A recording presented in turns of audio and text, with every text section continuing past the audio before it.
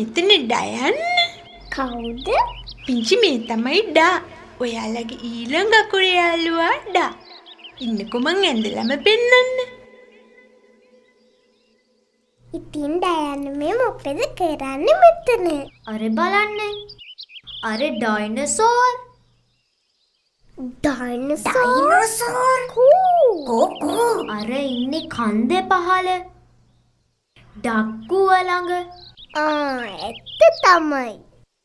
ඩක්කුව උඩ අර රූකඩ පැංචා කුඩයක් අරගෙන දොඩම් කඩනවා. රූකඩ පැංචාගේ පපඩම් ඔක්කොම ඩයිනසෝර් අර රස කර කනවා.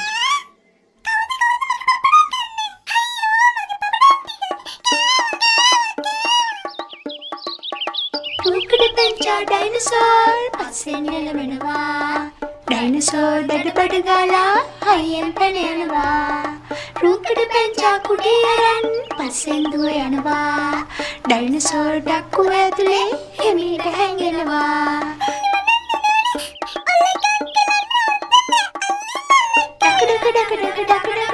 ඩකුව තල්ලු වෙලා ඩක ගාගෙන ඈතට යනවා ඩයිනසෝර් නගලා. ඩඩඩ ඩකඩකඩ ඩඩඩකඩකඩා ඩයන්නඩ ඩකඩකඩ ඩයන්න ඩකඩකඩා ඩඩඩඩ ඩයිනසෝර් ඩඩඩඩඩ ඩඩඩඩඩ කුව ඩඩඩඩඩ ඩකඩකගා මින් ලියමු අපි ඩකඩකඩ යන්න දැන්. ලියන්න බලන්න ඩයන්න ලියන්න ඩකඩකඩ යන්න දැන්. ඩයන්න ඩකඩකඩ යන්න ඩකඩක ලියමු අපි දැන්. ලියන්න හැමෝම ඩයන්න දැන්.